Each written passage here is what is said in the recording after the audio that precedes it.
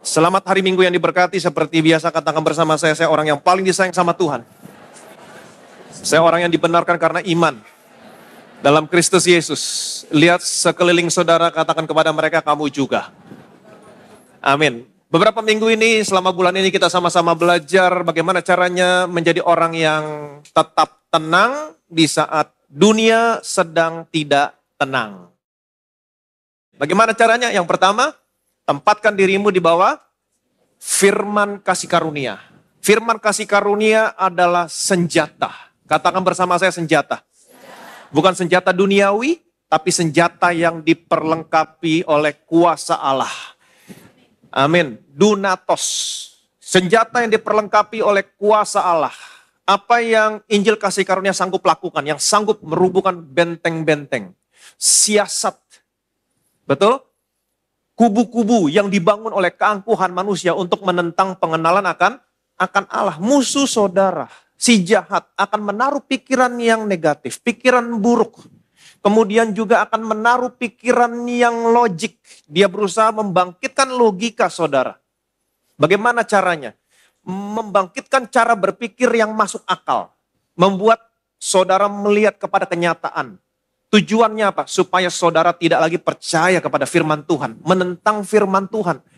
Tapi Tuhan sudah memberikan senjata sama saudara. Injil kasih karunia Allah. Tawan semua pikiran yang iblis taruh, taklukkan kepada pikiran Kristus. Jadi Injil kasih karunia Allah. Injil Yesus Kristus. Itu semuanya berbicara tentang firman Kristus. Pikiran Kristus. Taklukkan semuanya kepada pikiran Kristus. Yang ada di atas segala pikiran saudara, pikiran saya. Sehingga saudara bisa menjadi orang yang tetap tenang. Di saat dunia sedang tidak tenang. Sehingga musim kehidupan apapun yang kamu lalui, apakah saudara ada di gunung, di lembah, bahkan di titik kehidupanmu yang paling rendah sekalipun, saudara tetap bisa memiliki pengharapan yang baik. Elpis, Bible, Hope. Pengharapan dalam Tuhan, bukan pengharapan dunia. Kalau pengharapan dunia, ya mudah-mudahan, jikalau, mudah-mudahan. No, Bible Hope. Sesuatu yang pasti, confidence, rasa percaya diri. Confidence, expectation of good. Kamu percaya sesuatu yang baik akan terjadi di masa mendatang. Ini yang namanya Bible Hope. Elpis, confidence, expectation of good. Terus tempatkan dirimu di bawah firman kasih karunia. Ini senjata saudara di tengah-tengah dunia yang semakin lama semakin gelap. Di mana dunia berusaha untuk membawa saudara melihat kepada kenyataan. Tapi ketika saudara melihat kepada Yesus Kristus, pikiran Kristus, maka pikiran Kristus selalu ada di atas kenyataan. Dan pikiran Kristus akan mengubahkan kenyataan. Amin. Sehingga kamu bisa menjadi orang yang tetap tenang. Hari ini saya mau lanjutkan khotbah saya, bagaimana caranya menjadi orang yang tetap tenang di tengah-tengah dunia yang semakin tidak tenang. Galatia pasal 1 ayat 15 sampai 16. Tetapi waktu Ia yang telah memilih aku sejak kandungan ibuku dan memanggil aku oleh kasih karunia-Nya, berkenan menyatakan anaknya di dalam aku, supaya aku memberitakan dia di antara bangsa-bangsa bukan Yahudi, maka sesaat pun aku tidak minta pertimbangan kepada manusia. Tetapi waktu Ia yang telah memilih aku sejak kandungan ibuku dan memanggil aku oleh kasih karunia-Nya.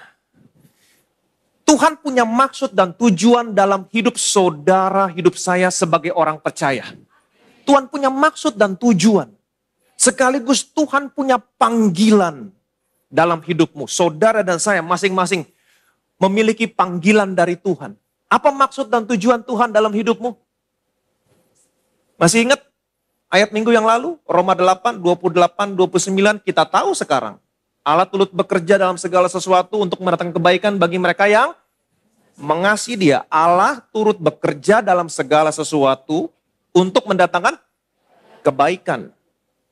Sebab kebanyakan orang hanya fokus di ayat yang ke-28. Kita tahu sekarang Tuhan turut bekerja dalam segala sesuatu mendatangkan kebaikan bagi mereka yang mengasihi Dia. Kenapa Tuhan turut bekerja dalam segala sesuatu untuk mendatangkan kebaikan dalam hidupmu? Sebab kita semua yang dipilihnya dari semula, kita juga semua ditentukan dari semula untuk menjadi serupa dengan gambar anaknya. Jadi Tuhan memilih saudara. Saudara ada di tempat ini. Karena Tuhan punya maksud dan tujuan. Untuk apa? Untuk mengubahkan saudara menjadi serupa dengan gambar anaknya. Itu sebabnya karena maksud dan tujuan Tuhan merubah kamu menjadi serupa dengan gambar anaknya. Itu sebabnya Dia turut bekerja dalam segala sesuatu yang kamu alami untuk mendatangkan kebaikan. Jadi tujuan Tuhan ada merubah kamu menjadi serupa dengan gambar anaknya. Menjadi serupa dengan gambar anaknya bukan hanya berbicara tentang rohani. Rohani memang yang paling utama. Tapi kalau Alkitab mengatakan menjadi serupa segambar Yesus, artinya seluruh aspek hidupmu akan diubahkan menjadi serupa dengan gambar anaknya. Kalau hari ini kamu sakit, karena maksud dan tujuan Dia adalah merubah saudara menjadi serupa dengan gambar anaknya. Dia turut bekerja. Kamu yang sakit harus sehat. Itu sebabnya kenapa Dia menyembuhkan kamu. Karena ini tujuan Tuhan. Merubah kamu menjadi serupa dengan gambar anaknya. Seluruh area hidupmu harus menjadi serupa dengan gambar anaknya. Paulus berkata di sini, Ia telah memilih aku sejak kandungan ibuku. Dan memanggil aku untuk memberitakan tentang anaknya kepada orang-orang yang bukan orang Yahudi. Ini maksud dan tujuan Tuhan dalam hidup Paulus. Dan ini panggilan Tuhan dalam hidup Paulus. Tuhan juga punya maksud dan tujuan dalam hidupmu. Kita sudah tahu, kita sudah pernah belajar sering kali. Tuhan memilih saudara ada di tempat ini karena Tuhan mau mengubahkan saudara menjadi serupa dengan gambar anaknya. Kemudian Tuhan punya panggilan. Ada yang jadi dokter, ada yang jadi arsitek, apapun profesi saudara, apapun panggilan saudara, tujuannya adalah satu. Memberitakan tentang anaknya. Amin. Jadilah dokter. Jangan hanya bergantung kepada obat-obatan. Jadilah dokter yang memberitakan Yesus. Amin. Saya rindu kalau ada dokter di tempat ini. Jadilah dokter yang ketika bertemu dengan siapapun, Yesus yang kamu beritakan. Itu tujuan Tuhan. Kita pernah belajar bagaimana Tuhan memungut saudara dari tempat yang gelap, batu yang tidak berbentuk, jelek, kotor, dibawa keluar, dijadikan batu hidup dalam rumahnya. Dilapisi kayu, dilapisi emas. Untuk apa? Mencerminkan kemuliaan Tuhan, memberitakan tentang Yesus. Demikian juga dengan Paulus. Paulus mengatakan Allah sudah memilih dia sejak dalam kandungan ibunya.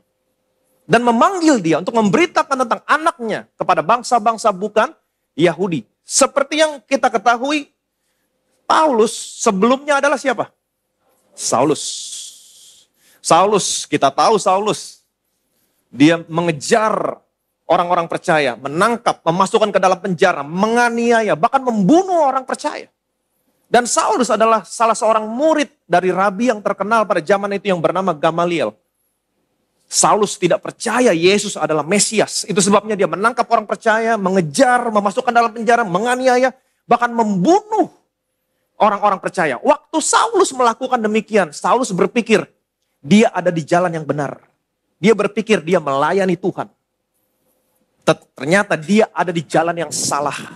Itu sebabnya Yesus menampakkan diri kepada Saulus, berperkara sama Saulus, sekaligus menunjukkan kepada Saulus, Saulus, kamu ada di jalan yang salah.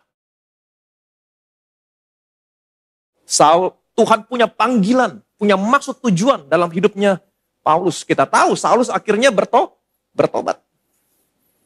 Dirubah namanya menjadi siapa? Paulus. Dan inilah kehidupan Paulus. Tuhan punya maksud tujuan dan panggilan dalam hidupnya Paulus. Demikian juga saudara dan saya. Tuhan punya maksud dan tujuan. Ada panggilan Tuhan dalam hidupmu. Jadi yang paling penting adalah saudara harus menemukan maksud tujuan Tuhan dalam hidupmu. Kita tahu untuk mengubahkan saudara menjadi serupa dengan gambar anaknya. Dan ada panggilan Tuhan dalam hidupmu. Kalau saudara sudah menemukan maksud tujuan dan panggilan Tuhan dalam hidupmu, sesungguhnya kehidupanmu sudah terpenuhi. Dengan kata lain, saudara sudah memiliki kehidupan yang sesungguhnya. Jadi yang paling penting dalam hidup ini mencari tahu maksud, tujuan, dan panggilan Tuhan dalam hidupmu. Bukannya memikirkan kepentingan-kepentingan saudara.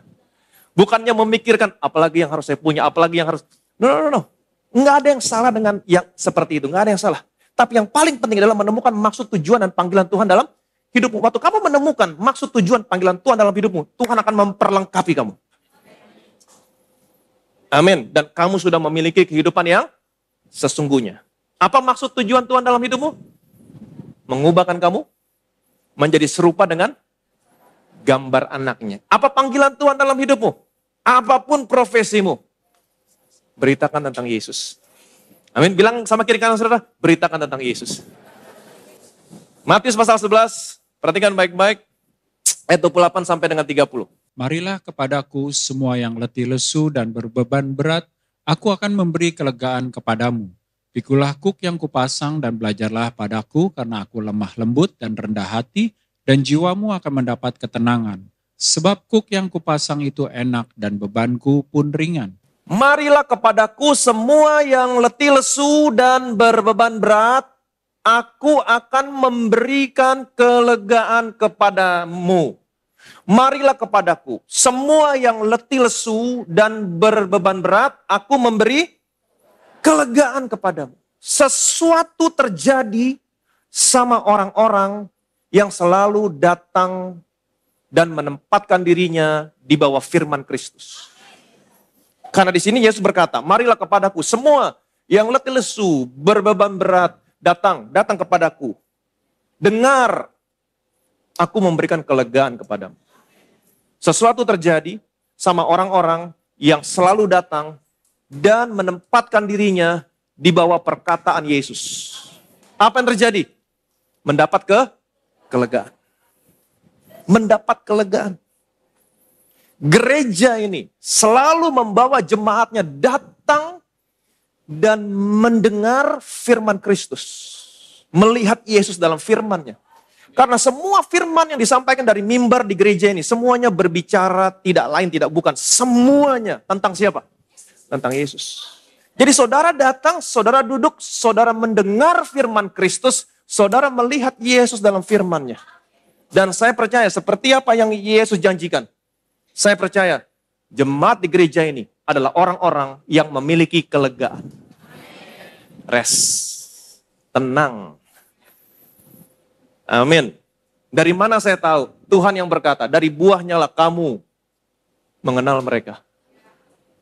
Saya bisa melihat dari buahnya. Apa buahnya? Sangat jarang sekali. Sangat jarang sekali. Bukannya nggak ada. Dan kalau ada pun nggak salah. Sangat jarang sekali jemaat di tempat ini datang dan mengejar-ngejar pastor dan leader untuk minta didoakan. Sangat jarang sekali. Sangat jarang sekali. Kalau ada pun tidak salah. Dan sekalipun ada, mereka datang dengan motivasi yang benar. Bukan karena minta didoain, bukan karena pastor di tempat ini doanya lebih didengar pada doa mereka. Tidak. Mereka hanya datang minta didoakan. Minta kesepakatan. 2-3 orang sepakat berdoa. Sesuatu terjadi. Bukan karena, oh kamu lebih didengar doanya. Saya datang, saya minta doain. Kejar-kejar. Tidak. Saudara adalah orang-orang yang memiliki kelegaan. Rest. Kenapa? Karena saudara selalu datang, duduk, dan melihat Yesus dalam firman. Dan saudara tahu kebenaran. Amin. Roh Kudus di dalam saudara, Roh Kudus dalam saya adalah Roh Kudus yang sama. Bukan Roh Kudus dalam saya grade A, saudara grade C. Nggak ada grade A, grade B, grade C. Roh Kudus yang sama. Dan akses yang sama saya miliki untuk datang sama Tuhan adalah akses yang sama yang saudara miliki untuk datang sama Tuhan. Semua karena darah Yesus. Amin. Kalau saudara punya akses yang sama seperti akses yang saya miliki, kenapa saudara harus melalui saya?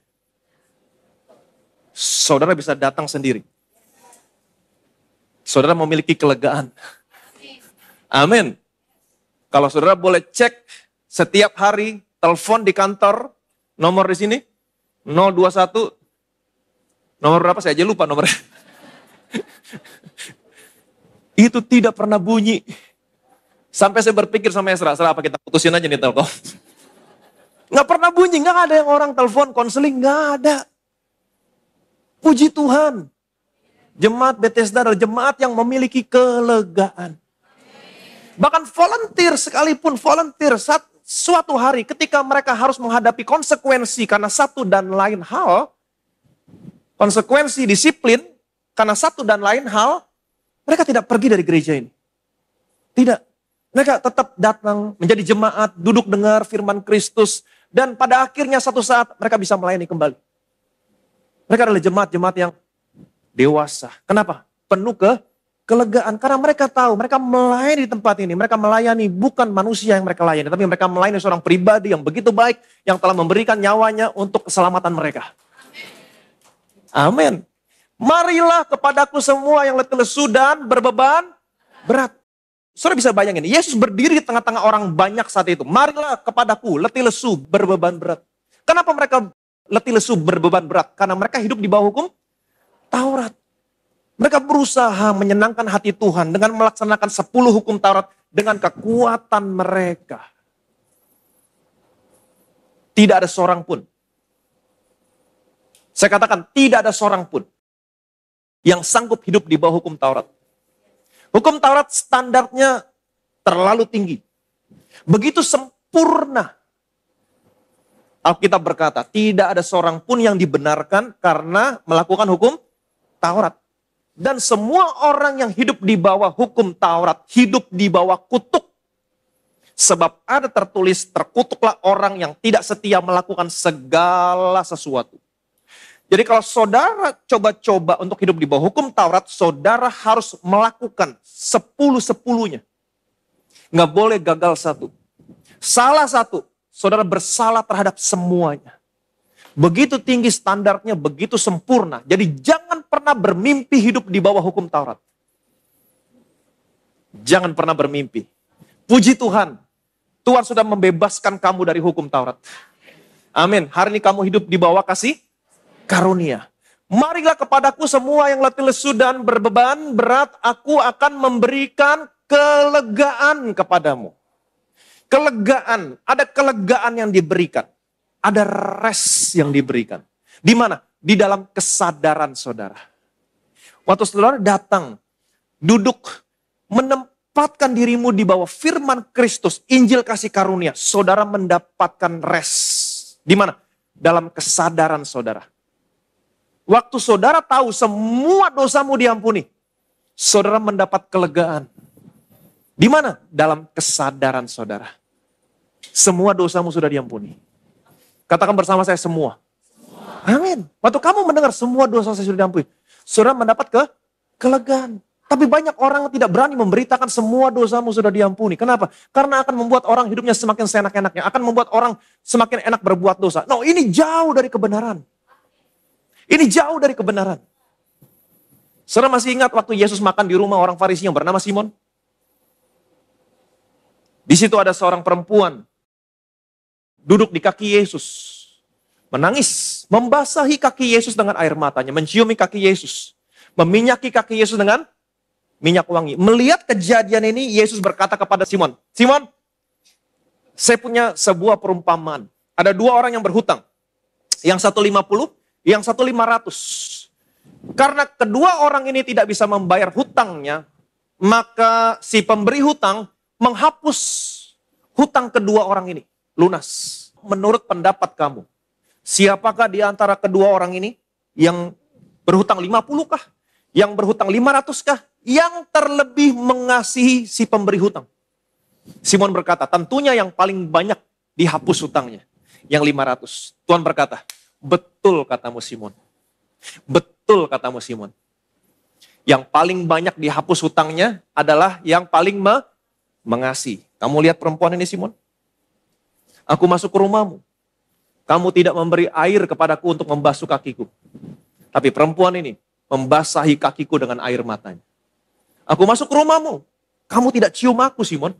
Tapi perempuan ini enggak berhenti ciumin kakiku. Aku masuk ke rumahmu. Engkau tidak memberi minyak di kepalaku. Tapi perempuan ini meminyaki kakiku dengan minyak wangi yang mahal harganya. Kemudian Tuhan berkata, barang siapa banyak berbuat kasih, karena dosanya banyak diampuni. Banyak diampuni, banyak berbuat kasih, sedikit diampuni, sedikit berbuat kasih. Dengan kata lain Tuhan mau bilang gini, Simon, kamu tahu kenapa perempuan ini lebih mengasihi aku dibanding kamu mengasihi aku? Karena dia tahu dosanya yang banyak sudah diampuni. Dan kamu Simon, sebaliknya, kenapa kamu tidak mengasihi aku seperti perempuan ini mengasihi aku? Karena kamu berpikir dosamu sedikit diampuni. Jadi jangan pernah takut memberitakan semua dosamu sudah diampuni. Amin. Hanya Allah yang sanggup melakukan ini. Kenapa? Karena Allah hidup di luar waktu. Saudara hidup di dalam waktu. Waktu ada 3 dimensi yang seperti saya sampaikan. Dulu, sekarang, yang akan datang. Saudara hidup dalam waktu. Dulu, sekarang, yang akan datang. Allah yang menciptakan waktu. Dia hidup di luar waktu. Waktu dia hidup di luar waktu, dia bisa melihat seluruh hidupmu. Hidupmu yang dulu, hidupmu yang sekarang, hidupmu yang akan datang. Dia tahu semua dosamu. Dan dia tanggungkan semua dosamu di tubuh anaknya. 1 kali. Anaknya cukup mempersembahkan tubuhnya berapa kali? 1 kali. Sebagai korban untuk dosamu. Berlaku berapa lama? Selama-lamanya. Kabar baik. Waktu kamu mendengar kabar baik, kamu mendapatkan ketenangan di mana? Dalam kesadaran saudara. Dan saya tidak percaya kebenaran ini membuat orang hidupnya semakin seenak-enaknya. Ini di luar kebenaran. Karena kebenarannya adalah, Tuhan berkata, barang siapa dosanya banyak diampuni, dia banyak berbuat kasih. Artinya apa? Dia semakin mengasihi Tuhan. Kamu mengasihi bukan dengan kekuatan kamu. Kamu mengasihi karena dia terlebih dahulu mengasihi kamu. Yang percaya boleh bilang amin. Amin. Jadi kamu mendapatkan ketenangan, kelegaan, rest di mana? Di dalam kesadaran. Tapi sebaliknya kalau kamu nggak tahu dosamu sudah diampuni, yang kamu tahu hanya dosa saya sebelum saya terima Yesus, sampai saya terima Yesus diampuni, setelah itu saya harus tetap mempertanggungjawabkan dosa-dosa saya di hari penghakiman nanti, maka saudara tidak memiliki kelegaan. Kamu akan memiliki pandangan yang salah tentang Tuhan. Setiap kali sesuatu yang buruk terjadi, saudara berpikir, oh ini hukuman dari Tuhan. Tuhan selalu mengingat dosa saya, Tuhan selalu mengamat-amati saya dan menghukum setiap dosa saya. Saudara tidak bisa menikmati hubunganmu dengan Tuhan. Nggak bisa. Saudara terus memiliki pikiran yang salah tentang Tuhan. Betul, tanpa juru selamat, Tuhan akan selalu memperhitungkan dosamu. Tapi karena apa yang sudah Yesus lakukan, Allah berkata, aku menaruh belas kasihan sama kesalahanmu, dan aku tidak lagi mengingat-ingat dosamu. Yang percaya boleh bilang amin. Waktu kamu tahu dosamu yang banyak sudah diampuni. Amin. Kamu bukan hanya memiliki kelegaan dalam pikiranmu, tapi kamu memiliki keberanian untuk terus datang. Terus datang, terus datang, terus datang. Semakin kamu datang, kamu semakin diubahkan.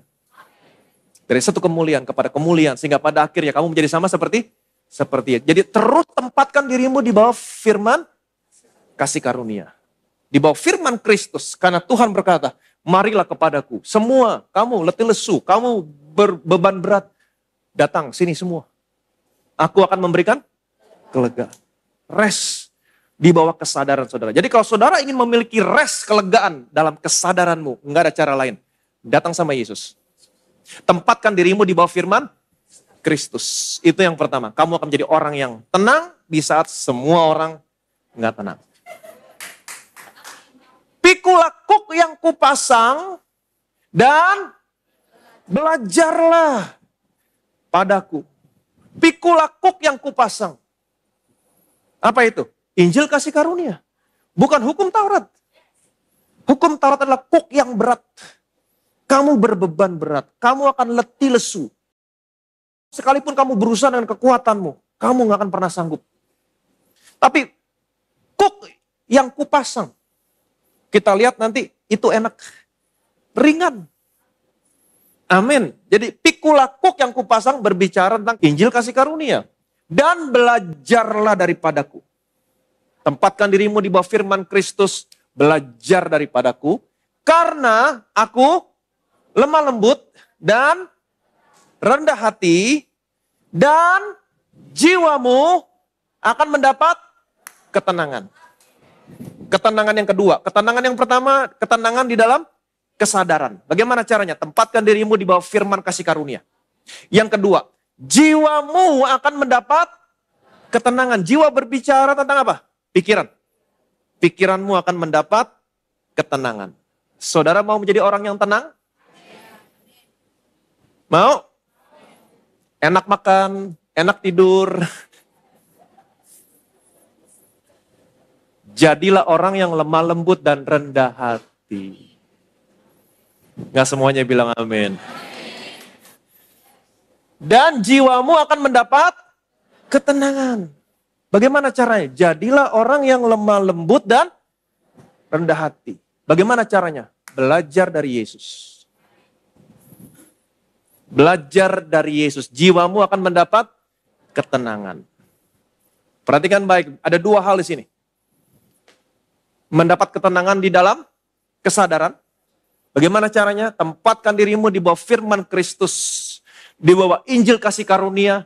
Waktu kamu tahu semua pekerjaan yang sudah Tuhan Yesus selesaikan, kamu mendapat ketenangan di dalam kesadaran. Saya tahu semua dosa saya sudah diampuni. Saya bukan lagi orang berdosa, saya orang yang dibenarkan. Waktu dia datang bukan untuk menghakimi, tapi untuk menganugerahkan keselamatan kepada mereka yang menantikan dia. Kamu mendapatkan ketenangan dalam kesadaran. Dan yang kedua, ketenangan di dalam pikiran. Bagaimana caranya? Jadilah orang yang lemah lembut dan rendah hati. Belajar dari Yesus. Tetapi yang saya lihat tidak ada di tempat ini. Yang saya lihat pada umumnya, sekalipun banyak orang Kristen yang sudah tahu Injil kebenaran, sudah mendapatkan ketenangan dalam kesadaran, tapi saya masih banyak melihat orang Kristen yang emosinya meledak-meledak. Ingat baik-baik, emosi adalah cerminan, refleksi dari apa yang ada dalam pikiran saudara. Sekalipun orang Kristen sudah memiliki ketenangan dalam kesadaran, tapi saya masih banyak melihat orang Kristen marah-marah di restoran, marah-marah di jalan. Betul? Marah-marah di sana, marah-marah di sini. Diomongin, marah-marah, langsung konfrontasi. Emosinya meledak-meledak. Kalau saudara menjadi orang Kristen yang demikian, di mana-mana berantem, saya percaya, malamnya saudara tidak bisa tidur tenang. Saudara mau menjadi orang yang tenang? Enak makan, enak tidur, enak kerja. Jadilah orang yang lemah lembut dan rendah hati. Jadilah orang yang lemah lembut dan rendah hati. Bagaimana caranya? Belajar dari Yesus. Selalu melihat Yesus. Kamu akan diubahkan menjadi sama seperti Yesus. Amin. Lemah lembut dan rendah hati di sini berbicara tentang self-control. Menguasai dirimu sendiri. Kalau saudara tidak membalas yang jahat dengan yang jahat, artinya saudara memiliki kekuatan untuk mengontrol dirimu sendiri. Amin. Dan saya menilai orang yang lemah lembut dan rendah hati adalah orang yang sabar. Betul? Dia orang yang sabar. Lemah lembut rendah hati orang yang sabar. Dia selalu memberikan kemenangan kepada orang lain. Kalau saudara lihat sekarang ya, dunia ini semakin lama semakin gelap. Benar jadi salah, salah jadi benar, gelap jadi terang, terang jadi gelap. Orang yang salah lebih galak daripada orang yang gak salah. Udah salah, lebih galak. Kenapa? Karena mereka insecure. Mereka butuh kemenangan. Mereka butuh kemenangan. Mereka gak mau salah, mereka butuh kemenangan. Sekalipun salah, mereka butuh kemenangan. Gak mau disalahin. Bagaimana caranya menghadapi orang-orang yang demikian? Kasih mereka kemenangan. Kamu gak butuh kemenangan. Karena kamu adalah orang-orang yang lebih daripada pemenang. kasih mereka kemenangan. Orang-orang yang sombong butuh kemenangan, kasih mereka kemenangan. Saudara nggak perlu menjadi sama seperti orang dunia. Nggak perlu sama. Salah, kita harus lebih galak. Supaya kita nggak kelihatan salah. Kamu nggak butuh kemenangan. Dan kalau halnya demikian, akan terjadi sesuatu yang lebih buruk sama saudara. Karena kamu nggak pernah tahu siapa lawan kamu. Kamu nggak pernah tahu. Kamu ngoceh sana sini, kamu ngomong sana sini, nggak taunya malam-malam saudara dijemput dan besoknya pakai rompi orange. Kamu nggak tenang. Hidupmu nggak tenang kalau kamu seperti itu. Di sini kita belajar, Yesus kasih tahu supaya pikiranmu tenang, jiwamu tenang, enak makan, enak tidur, enak kerja. Jadilah orang yang lemah, lembut, dan rendah hati. Jadilah orang yang lembut dan rendah hati. Belajar daripadaku. Jadi ada dua ketenangan di sini. Perhatikan baik-baik. Kalau kamu mau menjadi orang yang tenang, tetap tenang. Di saat dunia nggak tenang. Kita melihat setiap hari, ada aja kasus. Gimana mereka bisa tenang hidupnya kalau seperti itu? Yang pertama, tempatkan dirimu di bawah firman Kristus. Kasih karunia. Datang sama Yesus, tempatkan dirimu di bawah firman Kristus. Kamu mendapat kelegaan. Ada kelegaan yang Tuhan berikan. Di mana? Dalam kesadaran saudara. Yang kedua, pikulah kuk yang kupasang, belajar daripadaku, kata Yesus. Aku lemah lembut. Aku rendah hati. Dan jiwamu. Jadi belajar dari Yesus. Biarlah kamu bisa menjadi orang yang lemah lembut. Jadi orang yang rendah hati. Amin. Bukan orang yang sombong, rendah hati. Supaya apa? Jiwamu, pikiranmu mendapat ketenangan. Ada begitu banyak orang yang pikiran nggak tenang. Tapi belajar dari Yesus. Lemah lembut, rendah hati. Sebab kuk yang kupasang itu enak dan bebanku pun ringan. Kuk yang kupasang itu enak. Apa itu? Injil kasih karunia, bukan hukum Taurat. Hukum Taurat itu beban yang berat. Membuat kamu letih lesu. Tapi kuk yang kupasang, firmanku, kabar baik tentang semua pekerjaan aku lakukan. Itu enak. Dan bebanku pun ringan. Saudara pernah lihat kuk dipasang? Kuk biasa dipasang di sapi yang tua dan di sapi yang muda. Untuk mengajarkan sapi yang muda. Kalau sapi yang tua jalan, sapi yang muda juga harus jalan. Kalau sapi yang tua jalan, sapi yang muda diam. Nah, kuknya jadi berat. Tapi sapi yang tua jalan, sapi yang muda juga harus jalan. Sapi yang tua berhenti, sapi yang muda juga harus berhenti. Sapi yang tua minum, sapi yang muda juga harus minum. Mengalir bersama Yesus. Tempatkan dirimu di bawah firman kasih karunia. Amin. Lihat Yesus. Belajar dari Yesus. Mengalir bersama Yesus. Saya percaya semua yang terjadi di dunia ini tidak ada satupun yang membuat Yesus kaget. Surprise. Nggak ada. Perang dunia pertama, perang dunia kedua. Nggak ada sesuatu apapun yang membuat Yesus surprise. COVID-19, nggak ada sesuatu apapun yang membuat Yesus surprise. Waktu terjadi COVID, COVID ya? Nggak ada. Yesus tahu segala sesuatunya. Dia tidak pernah surprise. Dia tidak pernah kaget. Dia tahu segala sesuatunya. Dan dia tahu jalan keluarnya. Dia tahu segala sesuatunya. Kalau saudara mengalir bersama Yesus, saya percaya tidak ada sesuatu apapun yang membuat kamu surprise. Kenapa? Karena Tuhan sudah siapkan jalan keluarnya. Tuhan sudah siapkan semuanya. Jadi mengalir bersama Yesus. Saudara tahu kapan Yesus mengatakan semuanya ini? Marilah kepadaku, letih lesu, berbeban berat. Datang kepadaku, aku akan memberikan kelegaan. Pikulah kuk yang pasang, belajar daripada-Aku karena aku lemah lembut, rendah hati, jiwamu akan mendapat ketenangan. Kapan dia mengatakan semuanya ini? Kapan? Waktu dia ditolak. Kalau saudara baca ayat sebelumnya, lalu Yesus mulai mengecam kota-kota yang tidak bertobat, sekalipun di situ ia paling banyak melakukan mujizat-mujizatnya. Celakalah engkau, Korazim, celakalah engkau, Betsaida. Karena jika di Tirus dan di Sidon terjadi mujizat-mujizat yang telah terjadi di tengah-tengah kamu, sudah lama mereka bertobat dan berkabung. Tetapi aku berkata kepadamu, Pada hari penghakiman, tanggungan Tirus dan Sidon akan lebih ringan daripada tanggunganmu. Dan engkau Kapernaum, apakah engkau akan dinaikkan sampai ke langit? Tidak. Engkau akan diturunkan sampai ke dunia orang mati. Karena jika di Sodom terjadi mujizat-mujizat yang telah terjadi di tengah-tengah kamu, kota itu tentu masih berdiri sampai hari ini. Tetapi aku berkata kepadamu, pada hari penghakiman, tanggungan negeri Sodom akan lebih ringan daripada tanggunganmu. Pada waktu itu berkatalah Yesus, aku bersyukur kepadamu Bapa, Tuhan langit dan bumi, karena semuanya itu engkau sembunyikan bagi orang bijak dan orang pandai, tetapi engkau nyatakan kepada orang kecil. Ya Bapa, itulah yang berkenan kepadamu.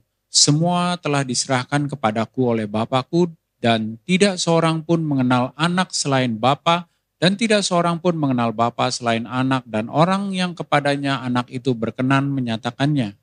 Lalu Yesus mulai mengecam kota-kota yang tidak bertobat, yang tidak merubah pikirannya. Sekalipun di situ ia paling banyak melakukan mujizat, paling banyak melakukan mujizat-mujizatnya. Siapa saja yang dikecam? Korazim, Betsaida, Kapernaum.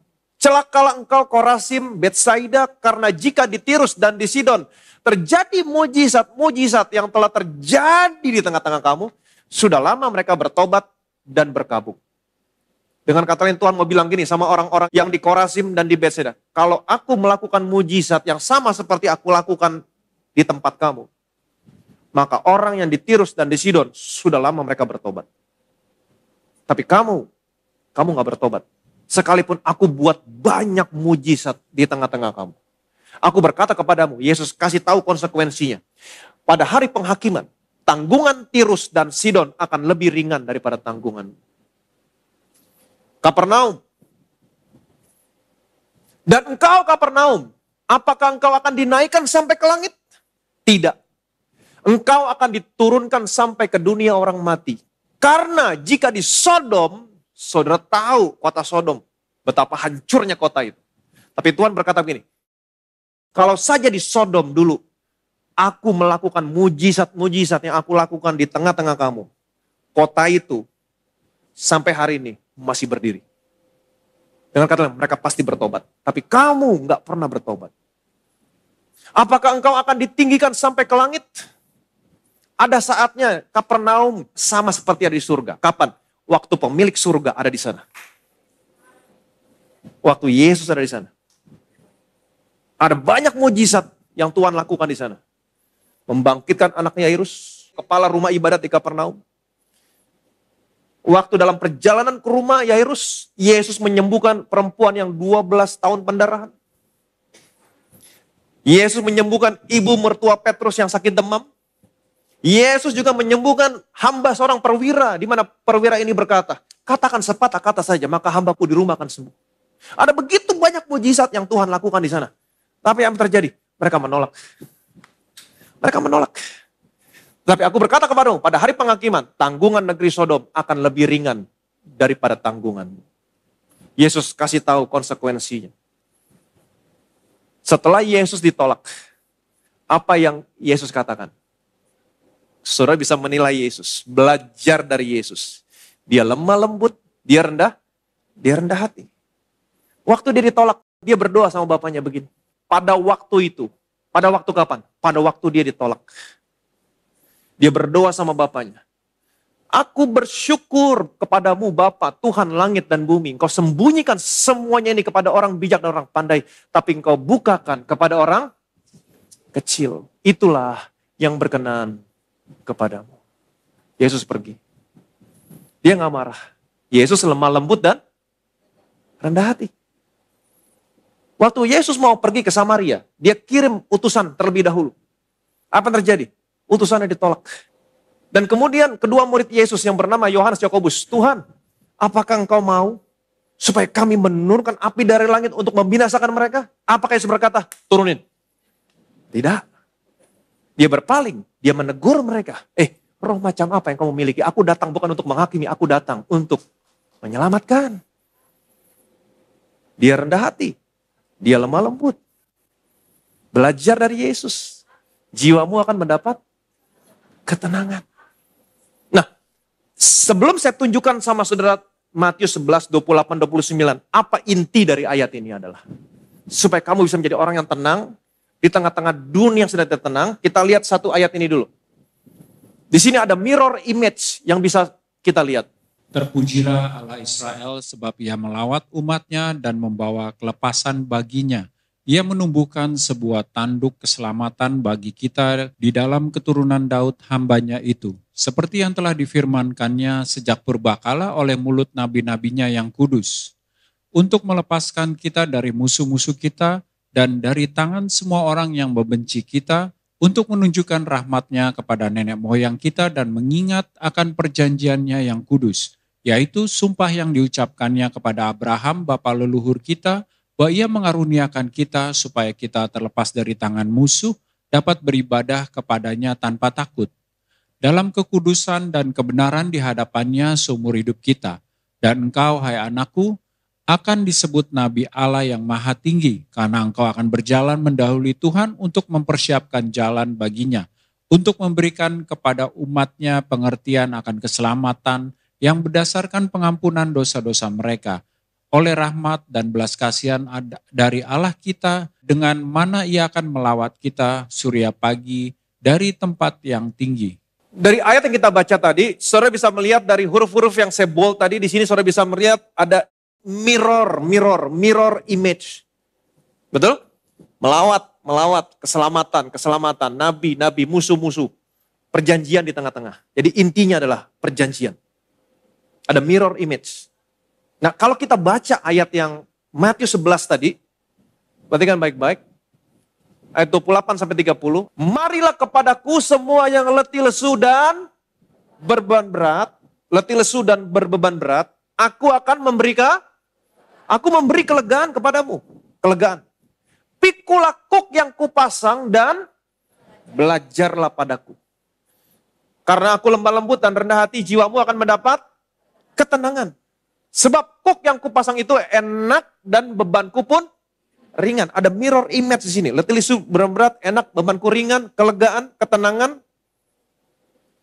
Intinya ada di mana? Pikulah kuk yang kupasang dan belajarlah daripadaku.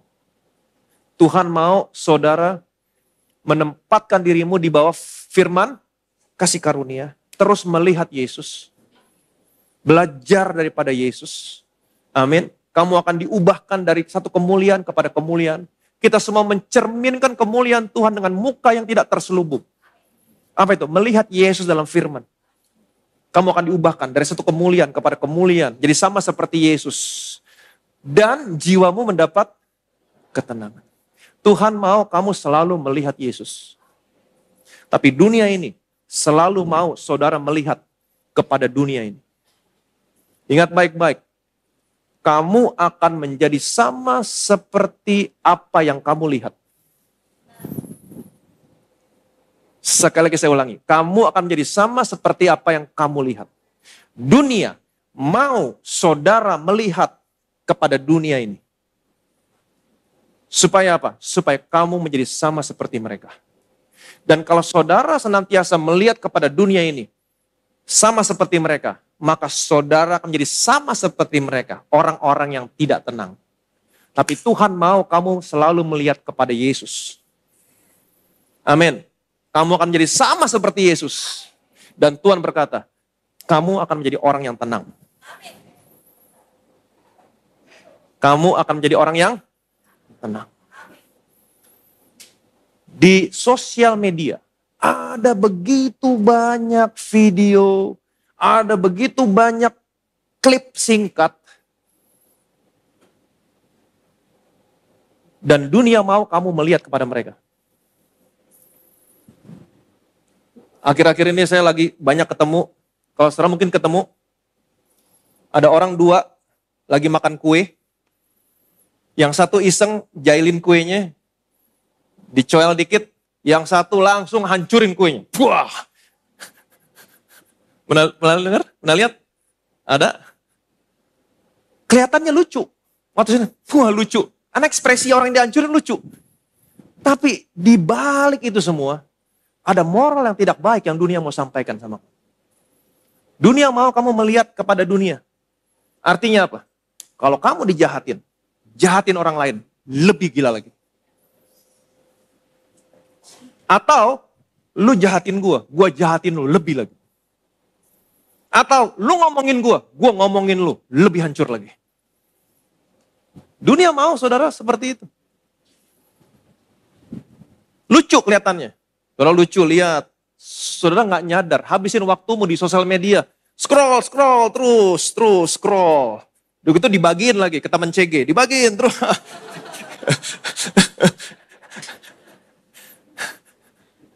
Jangan melihat kepada dunia ini.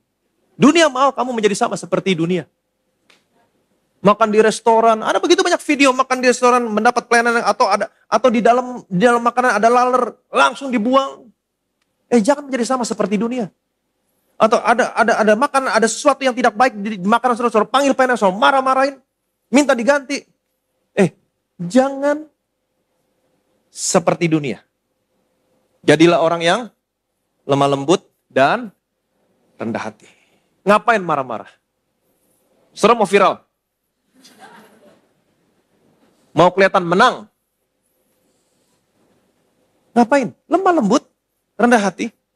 Kalau memang kamu tidak mendapat pelayanan yang baik, ada laler di makananmu, panggil pelayanan. In private. Mbak, maaf, di dalam makanan ini ada laler. Lihat tuh. Oke? Tolong diganti ya. Jangan marah-marah. Kalau kamu marah-marah, segala macam. Ganti. Dia bawa makanan saudara, karena emosi kamu tidak bisa berpikir. Dia bawa makanan saudara ke dalam, laler dikeluarin, makanan yang sama dibalikin.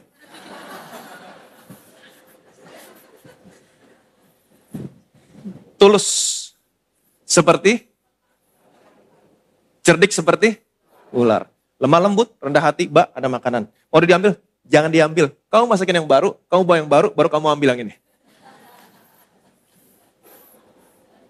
Waktu kamu bisa menguasai dirimu, kamu bisa berpikir. Jadi orang yang lemah lembut dan rendah hati. Ingat baik-baik, jangan melihat kepada dunia ini. Jangan. Dia ngomongin gua ngomongin lagi ke orang-orang yang lebih gila lagi. Jangan. Waktu saya percaya, waktu saudara ngomongin ke orang-orang, ngomong, orang itu sampai ke dia, kamu akan ditelepon sama orang itu. Dan malam kamu gak bisa tidur. Gak tenang. Gak enak makan. Jiwamu tidak mendapat ketenangan. Jadilah orang yang lemah lembut dan rendah. Belajar daripadaku. Jiwamu akan mendapat ketenangan. Bagaimana caranya menjadi orang yang tetap tenang di tengah-tengah dunia yang tidak tenang? Ini ayatnya. Intinya adalah, pikul kuk yang kupasang. Artinya apa? Tempatkan dirimu di bawah firman kasih karunia. Selalu lihat Yesus. Kamu bisa belajar dari Yesus. Jadilah orang yang lemah lembut dan rendah hati. Lemah lembut, rendah hati. Kamu gak butuh kemenangan, Pak. Jangan jadi orang yang sombong. Orang yang sombong, sekalipun salah, dia pasti jadi lebih galak. Kenapa? Karena dia gak mau kelihatan salah. Dia orang yang insecure, dia orang yang selalu membutuhkan kemenangan. Kalau saudara menghadapi orang-orang seperti ini, jadilah orang yang tetap lemah lembut, rendah hati, kasih mereka kemenangan. Kasih mereka kemenangan. Dan saya percaya jiwamu mendapat ketenangan.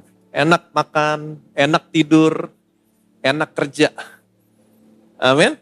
Jadi jangan melihat kepada dunia ini, jangan. Jangan sekali-kali. Karena kamu akan menjadi sama. Seperti apa yang kamu lihat. Tapi selalu lihat Yesus. Kamu akan menjadi sama seperti Yesus. Tempatkan dirimu di bawah firman kasih karunia. Selalu ada ketenangan dalam kesadaran saudara. Belajar dari Yesus. Lihat Yesus. Lihat bagaimana respon Yesus ketika dia ditolak. Lihat bagaimana respon Yesus ketika dia dianiaya. Lihat respon Yesus. Belajar. Yesus tetap lemah lembut. Tetap rendah hati. Dengan kuasa setan kamu menguasai setan. Apakah Yesus marah? Tidak. Dia lemah lembut. Dia rendah hati. Dia selalu memberikan respon yang tidak terduga. Kalau orang berbuat jahat sama kamu, kasih respon yang tidak terduga. Kasih respon yang tidak terduga. Amin. Tetap lemah lembut, tetap rendah hati. Jiwamu akan mendapat ketenangan. Bilang sama kiri kanan saudara, tetap lemah lembut, tetap rendah hati. Belajar dari Yesus. Jiwamu dapat ketenangan. Amin. Terus tempatkan dirimu di bawah firman kasih karunia. Belajar dari Yesus. Amin. Karena ini maksud dan tujuan Tuhan dalam hidupmu. Ini maksud tujuan Tuhan dalam hidupmu. Kamu ada di tempat ini dipanggil, dipilih sejak dalam kandungan, kata Paulus. Allah memilih aku sejak dalam kandungan. Dan Paulus juga berkata, sebab semua orang yang dipilihnya dari semula, dari dalam kandungan, mereka juga semula yang ditentukan untuk menjadi serupa dengan gambar anaknya. Kamu ditentukan untuk menjadi serupa dengan gambar anaknya. Bagaimana caranya saya bisa menjadi segambar serupa dengan anaknya? Enggak ada cara lain. Tempatkan dirimu di bawah firman kasih karunia. Lihat Yesus. Beholding. Kita semua mencerminkan kemuliaan Tuhan dengan muka yang tidak terselubung. Lihat Yesus dalam firman-Nya. Kamu akan diubahkan menjadi serupa dengan gambar anaknya. Jangan menjadi serupa dengan dunia. Kemudian belajar dari Yesus. Dia lemah lembut, dia rendah hati. Amin. Jiwamu akan mendapat ketenangan. Kamu berbeda dengan orang-orang yang ada di sana. Kamu diberkati. Amin. Dan karena maksud dan tujuan Tuhan dalam hidupmu adalah merubahkan kamu menjadi serupa dengan gambar anaknya. Baru lihat ke ayat yang ke-28. Kita tahu sekarang. Kita tahu sekarang. Allah turut bekerja dalam segala sesuatu untuk mendatangkan kebaikan. Karena saya tahu maksud tujuan Tuhan dalam hidup saya untuk mengubahkan saya menjadi serupa dengan gambar anaknya, sekarang saya tahu. Musim kehidupan apapun yang saya lalui, dia turut bekerja. Amin. Untuk mendatangkan kebaikan. Waktu saya sakit, dia bekerja. Mendatangkan kesembuhan. Kenapa? Karena saya sudah dipilih sejak dalam kandungan, dan saya akan ditentukan untuk menjadi serupa dengan siapa? Dengan Yesus. Yesus sakit di surga? Enggak. Berarti kamu harus sehat. Itu sebabnya kenapa Paulus berkata, kita tahu sekarang. Dia turut bekerja dalam segala sesuatu. Kenapa? Karena saya sudah dipilih dari semula, dalam kandungan, saya juga ditentukan untuk menjadi serupa dengan gambar anakmu. Ini yang kamu pegang. Kamu harus menjadi serupa dengan gambar anaknya. Kalau kamu percaya ini, maka dia turut bekerja dalam segala sesuatu. Dalam kesehatanmu, dalam bisnismu, dalam karirmu, dalam keluargamu, semuanya harus sama menjadi seperti siapa? Menjadi sama seperti Yesus. Selalu lihat Yesus, tempatkan dirimu di bawah firman kasih karunia, belajar dari Yesus, kamu berbeda sama orang-orang dalam dunia ini. Selalu belajar sesuatu, sudah diberkati, berikan kemuliaan yang meriah bagi nama Yesus.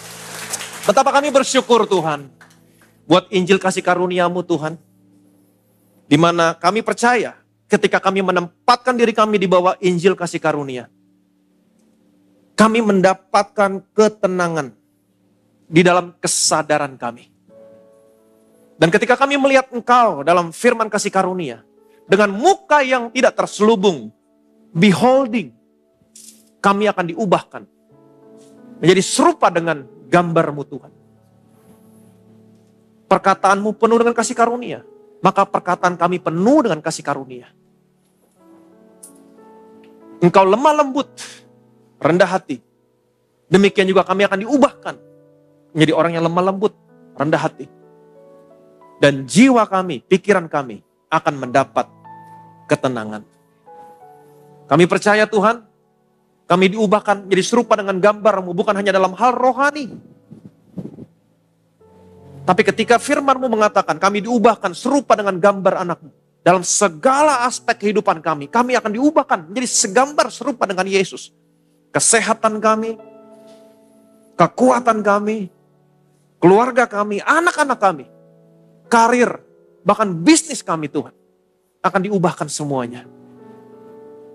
Dan lebih daripada itu, nama Tuhan yang dipermuliakan. Segala kemuliaan, segala hormat, segala pujian hanya bagi nama Tuhan kita Yesus Kristus. Semua yang percaya diberkati. Sama-sama kita katakan amin.